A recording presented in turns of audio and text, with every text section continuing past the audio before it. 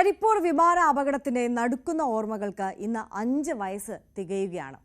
അപകടത്തിൽ നിന്ന് രക്ഷപ്പെട്ടവർ ഈ നാടിനോടുള്ള നന്ദി സൂചകമായി ചിറക്കൽ കുടുംബാരോഗ്യ കേന്ദ്രത്തിന് പുതിയ കെട്ടിടം നിർമ്മിച്ചു നൽകിയാണ് 5ാം വാർഷികം ആചരിക്കുന്നത്. നിർമ്മാണം ഏറെക്കുറെ പൂർത്തിയായ കെട്ടിടം സെപ്റ്റംബറിൽ ഉദ്ഘാടനം ചെയ്യും.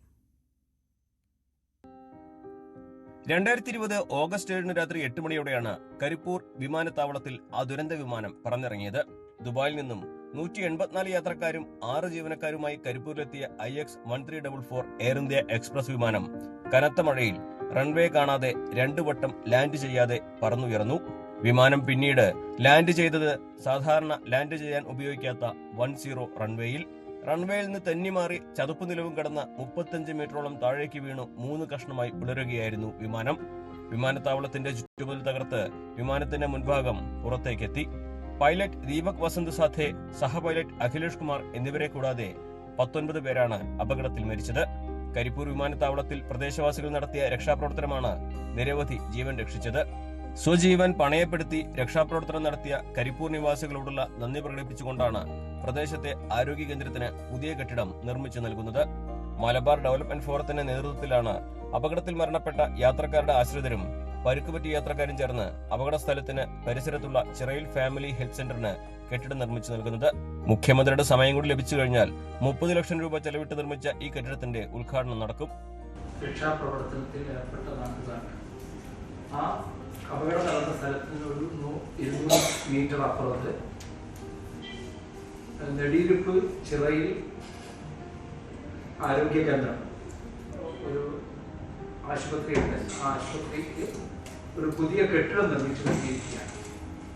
5 വർഷത്തിനിപ്പുറവും അധികൃതരുടെ ശ്രദ്ധ ലഭിക്കേണ്ട നിരവധി പ്രശ്നങ്ങൾ അപകടത്തെ അതിജീവിച്ചവർ നേരിടുന്നുണ്ട്. കേന്ദ്രം പ്രഖ്യാപിച്ച ധനസഹായവും സർക്കാർ വാഗ്ദാനം ചെയ്ത സൗജന്യ ചികിത്സാ സഹായവും ഇപ്പോഴും ലഭ്യമായിട്ടില്ലെന്ന് മലബാർ ഡെവലപ്മെന്റ് ഫോറം പ്രവർത്തകർ പറയുന്നു. പിന്നീട് കേന്ദ്ര ഗവൺമെന്റ് സിവിൽ ഏവിയേഷൻ വകുപ്പ് മന്ത്രി പ്രഖ്യാപിച്ച ആ 10 ലക്ഷം എയർ ഇന്ത്യ കൊടുത്ത തുക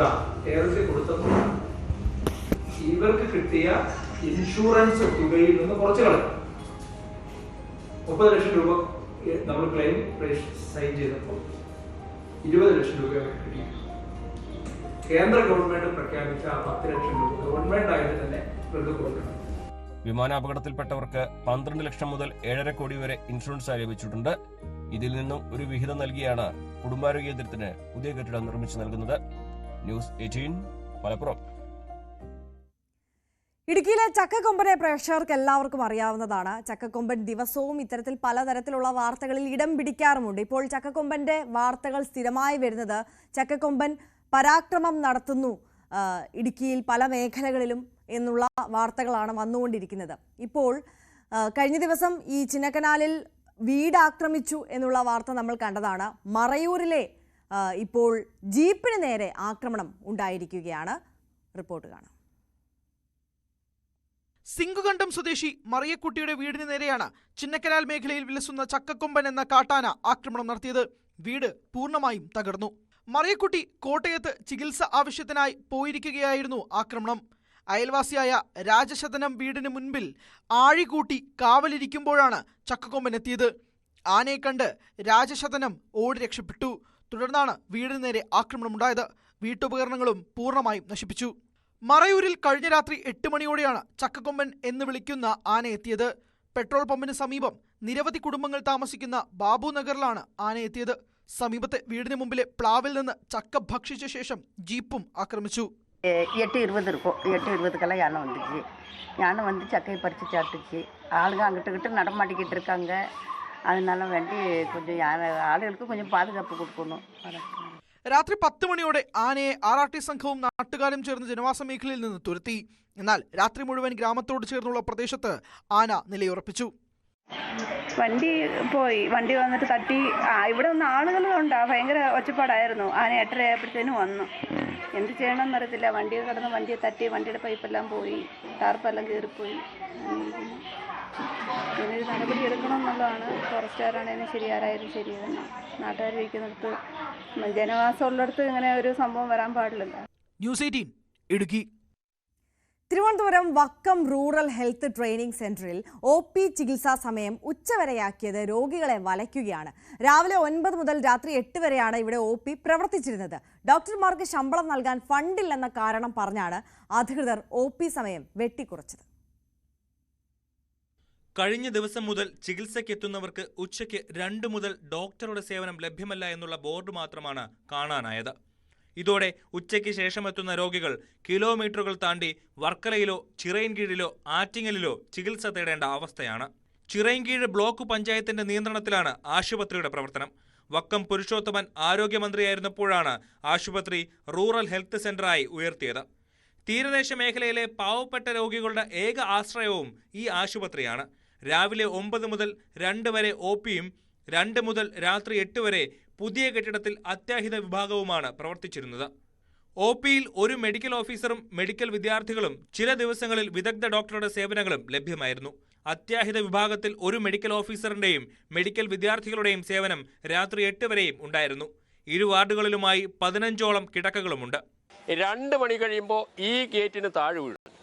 ഇത് വളരെ ദയനീയമാണ്. ബ്ലോക്ക് പഞ്ചായത്തും അധികാരികളും ഫണ്ടുകൾ കണ്ടെത്തി അടിയന്തരമായി ഈ 2 മണി മുതൽ 8 മണി വരെയുള്ള പ്രവർത്തനം പുനഃസ്ഥാപിക്കണമെന്നും അതിന് അടിയന്തരമായി ശ്രദ്ധ നൽകണമെന്നും ബന്ധപ്പെട്ട അധികാരികളോടും വക്കം ഗ്രാമപഞ്ചായത്തിനോടും അഭ്യർത്ഥിക്കും. ശമ്പളം ഉൾപ്പെടെയുള്ള ബാധ്യത ചിറയൻകീഴ് ബ്ലോക്കിന് താങ്ങാൻ സാധിക്കില്ലെന്ന കാരണത്താലാണ് ഉച്ചയ്ക്ക് ശേഷമുള്ള അത്യാഹിത വിഭാഗത്തിലെ ചികിത്സ നിർത്തിയത്. ഉച്ചയ്ക്ക് ശേഷം ആശുപത്രി പ്രവർത്തനം സുഗമമായി നടത്താനായി ബ്ലോക്ക് പഞ്ചായത്തിന് കൂടുതൽ ഫണ്ട് അനുവദിക്കേണ്ടതുണ്ട്. ബന്ധപ്പെട്ട അധികൃതർ ഇടപെട്ട് എത്രയും വേഗം ആശുപത്രിയുടെ പ്രവർത്തനം പഴയപടി നിലനിർത്തണമെന്നാണ് നാട്ടുകാരുടെ ആവശ്യം. ന്യൂസ് 18 തിരുവനന്തപുരം. ബിഗ് ബഡ്ജറ്റ് ചിത്രങ്ങൾ റിലീസ് ചെയ്യുമ്പോൾ ചെറിയ ചിത്രങ്ങൾക്ക് തിയേറ്ററുകൾ കിട്ടാൻ വലിയ ബുദ്ധിമുട്ടെന്ന് നടി ഗൗരി കിഷൻ. തന്റെ സിനിമാ ജീവിതത്തിലുണ്ടായ അനുഭവം ഉദാഹരണമാക്കിക്കൊണ്ടാണ് ഗൗരിയുടെ ഈ വെളിപ്പെടുത്തൽ. ഗൗരി നായികയാകുന്ന സാഹസം എന്ന ചിത്രം ഓഗസ്റ്റ് 8-ന് റിലീസിനെത്താൻ ഇരിക്കെയാണ് ഈ തുറന്നു പറച്ചിൽ. ലിറ്റിൽ മിസ് റാവുത്തർ കഴിഞ്ഞ വർഷം റിലീസായ സമയമാണ്. 2018 എന്ന് പറഞ്ഞൊരു മൂവി. പ്രൊമോഷൻ ഒന്നും അത്ര ഇല്ലായിരുന്നു അവർക്ക്, തീരില്ലായിരുന്നു. എനിക്ക് തോന്നുന്നു റിലീസ് ചെയ്തു, ഡയറക്റ്റ് റിലീസായിരുന്നു. അപ്പം ഞങ്ങൾക്ക് ലിസ്റ്റ് അറിയാമെങ്കിലും നമുക്ക് അറിയാൻ പറ്റില്ലല്ലോ ഏത് വർക്കാവും. അപ്പം നമ്മൾ ഇതുപോലെ we went let's go ahead എന്നുള്ളൊരു വലിയ പടം ഒന്നും ഒരു മാർക്കറ്റൊന്നും ചെയ്തില്ല. അപ്പോൾ ചുരുക്കി പറഞ്ഞാൽ 2018 പടത്തിൽ ഒഴുക്കത്തിൽ ഞങ്ങളുടെ പടം പോയി, little miss Rawther, because of the number of theatres. So അത് ഭയങ്കര ടൈം, എന്താ പറയുക, ഒരു മൊമെന്ററി സംഭവമാണ്. Nobody can predict it. നമുക്ക് we have to take the leap of faith. There is no, എന്താ പറയുക, ഒരു ഗോസ്പൽ ഡേറ്റോ അല്ലെങ്കിൽ ഒന്നുമില്ല. If it's meant to work in the theatre it will work. പക്ഷെ എനിക്ക് ഈ തിയേറ്റർ അവൈലബിലിറ്റി കിട്ടാത്തൊരു feeling I have felt it. എൻ്റെ ഒരു മൂവിക്കല്ല, 2-3 പടങ്ങൾക്ക്. അപ്പം ഒരു ലെവൽ പ്ലേയിങ് ഗ്രൗണ്ട് ആണോന്ന് ചോദിച്ചാൽ അല്ല. അതെനിക്ക് തോന്നുന്നു that something we have to accept. അത് ചെറിയ പടങ്ങൾ വലിയ പടങ്ങളിനേക്കാളും I don't know, like number of theatres, at least നമ്മുടെ വർക്ക് ഷോക്കേസ് ചെയ്യാനുള്ളൊരു ഈക്വൽ ഓപ്പർച്യൂണിറ്റി കിട്ടുന്നില്ലല്ലോ നമുക്ക്. തിയേറ്റേഴ്സ് അങ്ങ് ദാറ്റ്സ് എക്കോണമിക്, എന്താ പറയുക, ബിസിനസ് ഇതാണല്ലോ, ഡിസിഷൻ ആണല്ലോ. അപ്പോൾ സത്യം പറഞ്ഞാൽ അത് ടെൻഷനാണ്. ഇടുക്കി ജില്ലയിൽ പല സർക്കാർ ആശുപത്രികളിലും കിടത്തി ചികിത്സയില്ല. ആവശ്യമായ സൗകര്യങ്ങൾ ഉണ്ടായിട്ടും രോഗികളെ കിടത്തി ചികിത്സിക്കുന്നില്ല എന്നാണ് പരാതി. സാമൂഹ്യ ആരോഗ്യ കേന്ദ്രങ്ങളിലും കുടുംബാരോഗ്യ കേന്ദ്രങ്ങളിലുമായി 500ഓളം കിടക്കകൾ ഉണ്ടെങ്കിലും 120 എണ്ണത്തിൽ മാത്രമാണ് കിടത്തി ചികിത്സ. ഇടുക്കി ജില്ലയിലെ പ്രാഥമികാരോഗ്യ കേന്ദ്രങ്ങൾ പലതും കുടുംബാരോഗ്യ കേന്ദ്രങ്ങളായപ്പോൾ ഗ്രാമീണ മേഖലയ്ക്ക് വലിയ പ്രതീക്ഷ നൽകിയെങ്കിലും പദ്ധതി കാര്യമായി ഫലം കണ്ടോ എന്ന് സംശയമാണ്. ജില്ലയിൽ 24 കുടുംബാരോഗ്യ കേന്ദ്രങ്ങളിൽ കിടത്തി ചികിത്സ നൽകുവാൻ തക്കവിധം കിടക്കകളോട് കൂടിയ സൗകര്യങ്ങളുണ്ട്. എന്നാൽ 3 കുടുംബാരോഗ്യ കേന്ദ്രങ്ങളിൽ മാത്രമേ നിലവിൽ കിടത്തി ചികിത്സയുള്ളൂ. ഇവിടെയുള്ളത് 102 കിടക്കകൾ മാത്രം. വാത്തിക്കുടി സാമൂഹ്യാരോഗ്യ കേന്ദ്രത്തിൽ കിടത്തി ചികിത്സ നിലച്ചിട്ട് ഏതാണ്ട് 6 വർഷങ്ങളോളം ആകുന്നു. കോവിഡിന് ശേഷം ഇവിടെ കിടത്തി ചികിത്സ ആരംഭിച്ചിട്ടേ ഇല്ല. അതിന് മുമ്പ് വരെ 28 ബെഡുകളിലായിട്ട് കിടത്തി ചികിത്സ ഉണ്ടായിരുന്ന ഒരു സ്ഥാപനമാണിത്. വാത്തിക്കുടി മാത്രമല്ല, തൊട്ടടുത്തുള്ള കഞ്ഞിക്കുഴിയിലും കൊന്നത്തടിയിലെയും ഒക്കെ ആരോഗ്യ കേന്ദ്രങ്ങളുടെ അവസ്ഥ ഇതാണ്. യഥാർത്ഥത്തിൽ സർക്കാരിൻ്റെ ഒരു നയവൈകല്യം എന്ന് തന്നെ പറയേണ്ടിയിരിക്കുന്നു. കാരണം ഈ സാമൂഹ്യാരോഗ്യ കേന്ദ്രങ്ങളെല്ലാം അല്ലെങ്കിൽ പ്രാഥമിക ആരോഗ്യ കേന്ദ്രങ്ങളെല്ലാം തന്നെ കുടുംബാരോഗ്യ കേന്ദ്രങ്ങളായിട്ട് ഉയർത്തുമ്പോൾ വലിയ രീതിയിലുള്ള അടിസ്ഥാന സൗകര്യ വികസനം ഉണ്ടാവും. അതോടൊപ്പം തന്നെ ഡോക്ടർമാരുടെ ആരോഗ്യ പ്രവർത്തകരുടെ എണ്ണത്തിൽ കൂടുതലുണ്ടാവും. കിടത്തി ചികിത്സ തുടരും. വൈകുന്നേരം വരെ OP ഉണ്ടാവുമെന്നൊക്കെയാണ് പറഞ്ഞിരുന്നെങ്കിലും OP ഉണ്ടാവുമെന്നൊക്കെയാണ് പറഞ്ഞിരുന്നെങ്കിലും OP ഒക്കെ ഏതാനും കാലത്തേക്ക് തുടർന്നു. ഇപ്പോൾ ഡോക്ടർമാരുടെ ഉൾപ്പെടെയുള്ള ആരോഗ്യ പ്രവർത്തക എണ്ണത്തിൽ വലിയ കുറവുണ്ടായിട്ടുണ്ട്. നൂറുകണക്കിന് രോഗികൾ ചികിത്സ തേടിയെത്തുന്ന വാത്തിക്കുടി സാമൂഹികാരോഗ്യ കേന്ദ്രത്തിൽ കിടത്തി ചികിത്സയില്ലാതായിട്ട് വർഷങ്ങളായി.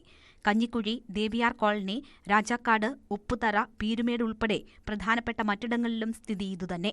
വാഴത്തോപ്പ്, കൊന്നത്തടി, കാമാക്ഷി, മരിയാപുരം എന്നിവിടങ്ങളിലും കിടത്തി ചികിത്സ ഒഴിവാക്കി. ഈ മേഖലയിലുള്ള പ്രത്യേകിച്ച് ഹൈറേഞ്ച് മേഖലയിലുള്ള സാധാരണ ജനങ്ങളെ സംബന്ധിച്ച് അവരുടെ ഒരു ആവശ്യവുമായി ബന്ധപ്പെട്ട് ഹോസ്പിറ്റലുകളിൽ ചെല്ലുമ്പോൾ അവിടെ ആവശ്യമായ ചികിത്സ ഇല്ലാതെ മറ്റ് സ്ഥലങ്ങളിലേക്കോ അല്ലെങ്കിൽ മറ്റ് പ്രൈവറ്റ് ആശുപത്രിയിലേക്ക് പോകേണ്ട ഒരു സാഹചര്യം നിലനിൽക്കുന്നുണ്ട്. എന്തുകൊണ്ടാണ് ഇത്തരം കാര്യങ്ങളിൽ സർക്കാർ ഈ ഒരു അലംഭാവം അല്ലെങ്കിൽ അനാസ്ഥ കാണിക്കുന്നത് എന്ന് നമുക്ക് മനസ്സിലാകുന്നില്ല.